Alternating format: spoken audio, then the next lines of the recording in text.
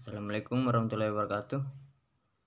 Pada video kali ini saya dan teman-teman akan mempresentasikan tugas kelompok bioenergi dengan tema yang kami pilih, yaitu produksi bioetanol dari biomasa.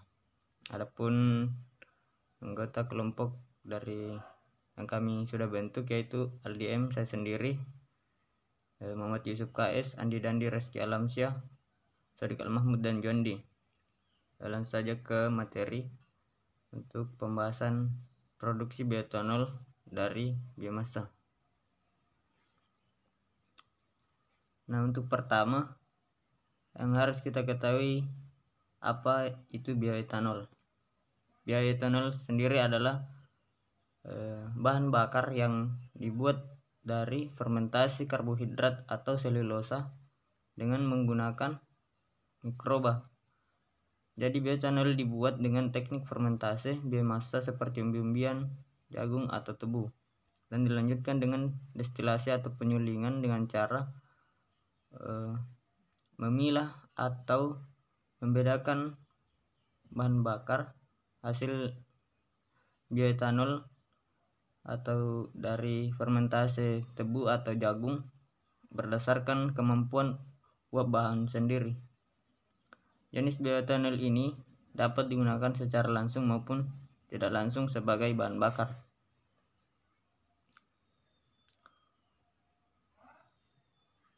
Nah, kemudian pemanfaatan biomasa lignoselulosa ampas tebu untuk produksi bioetanol. Nah, salah satu pemanfaatan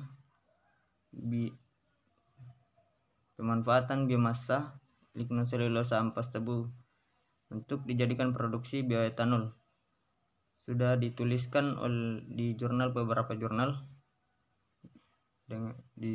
oleh St. Hermiati, Jumali, Pangkuwijaya, dan lain-lain.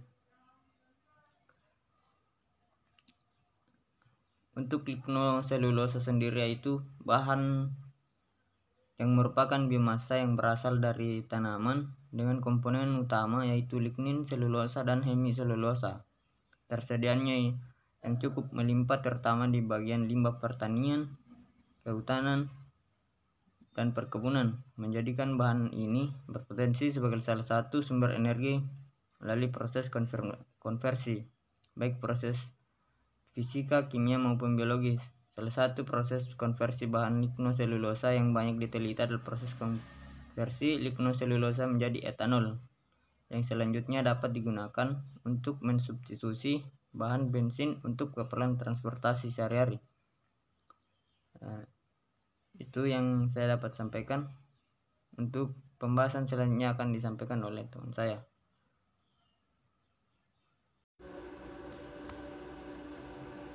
Baik, yang selanjutnya itu konversi biomasa lignoselulosa menjadi etanol.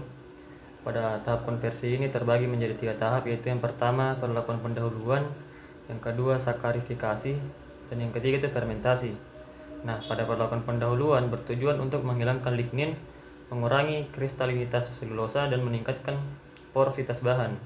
Yang kedua itu sakarifikasi. Pada tahap ini selulosa diubah menjadi selubiosa dan selanjutnya menjadi gula-gula sederhana seperti glukosa. Dan yang terakhir itu fermentasi. Teknologi dan peralatan yang diperlukan untuk proses fermentasi gula dan selulosa pada prinsipnya sama dengan yang digunakan pada fermentasi gula dari pati atau nira yang tersedia secara komersial. Selanjutnya itu potensi pengembangan. Proses atau teknologi konversi biomasa menjadi etanol atau bioetanol sudah cukup mapan untuk biomasa penghasil karbohidrat jenis pati atau sukrosa seperti ubi kayu, jagung, molase, dan gula tebu. Salah satu faktor penting dalam seleksi bahan lignoselulosa untuk dikonversi menjadi etanol adalah rasio selulosa terhadap lignin. Untuk memperoleh rendemen yang tinggi, kandungan selulosa dan hemiselulosa harus tinggi, sebaliknya kandungan lignin harus rendah. Pada dasarnya, penelitian yang sudah dan perlu dikembangkan berkaitan dengan konversi bahan lignoselulosa menjadi etanol melalui proses SSF dapat dikelompokkan menjadi 4, yaitu yang pertama, seleksi bahan lignoselulosa dan perlakuan pendahuluannya. Yang kedua, seleksi dan pengembangan mikrob atau enzim untuk proses hidrolisis. Yang ketiga, seleksi dan pengembangan mikroorganisme untuk proses fermentasi. Dan yang terakhir itu adaptasi atau pengembangan teknik analisis untuk memantau manfaat SSF. Mas. Assalamualaikum warahmatullahi wabarakatuh. Perkenalkan, nama saya Sodik Al-Mahmud, NIM D021181324. Akan menjelaskan materi selanjutnya, yaitu perlakuan pendahuluan.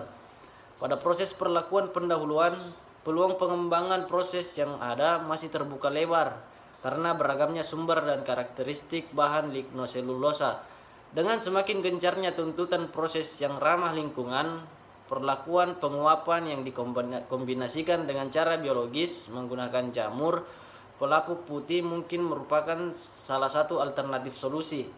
Pencarian mikrob, khususnya jamur yang dapat mendegradasi lignin secara selektif, perlu ditingkatkan. Selanjutnya, proses hidrolisis.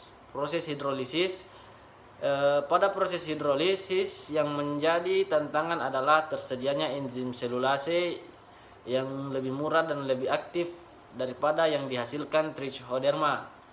Howard et al. Tahun 2003 menawarkan pendekatan organisme yang menghasilkan enzim yang baru, perbaikan strain organisme yang selama ini digunakan pada skala industri, serta rekayasa enzim, perbaikan produksi dan kondisi faktor-faktor yang berpengaruh terhadap proses hidrolisis seperti pemilihan substrat, kondisi kultur, daur ulang enzim, dan mendesain kembali proses yang ada.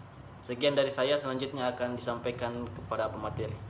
Bismillahirrahmanirrahim. Assalamualaikum warahmatullahi wabarakatuh. Perkenalkan, nama saya Juandi, NIM D021181318. Di sini saya akan menjelaskan tentang proses fermentasi dari produksi bioetanol dan biomasa.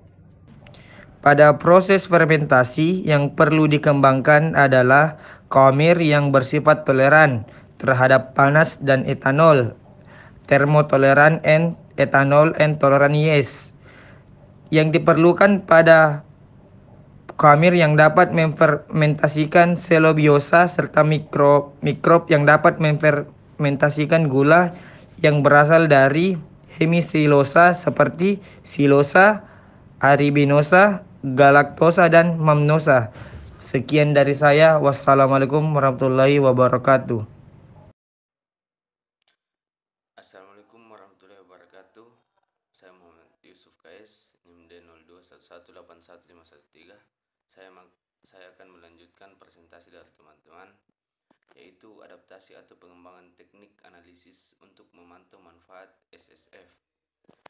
SSF yaitu Cordona dan Senses 2007 menyarankan beberapa hal agar produksi etanol dari biomasa lebih efisien, antara lain: yang pertama yaitu memanfaatkan atau mencoba memanfaatkan hasil samping, misalnya xilitol, furfural, dan protein sel tunggal dari silosa atau lignin dari proses delignifikasi.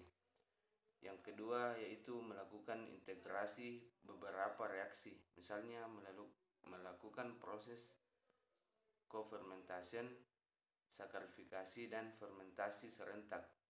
Sakarifikasi dan fermentasi serentak ditambah co-fermentation dan consolidate bioprocessing. Yang ketiga, melakukan integrasi reaksi dan separasi, misalnya integrasi hidrolisis dan separasi untuk memisahkan etanol dari kultur brood. 4. Melakukan integrasi proses separasi dan integrasi energi. Mungkin sekian dari saya, kurang dan lebihnya mohon dimaafkan. Assalamualaikum warahmatullahi wabarakatuh.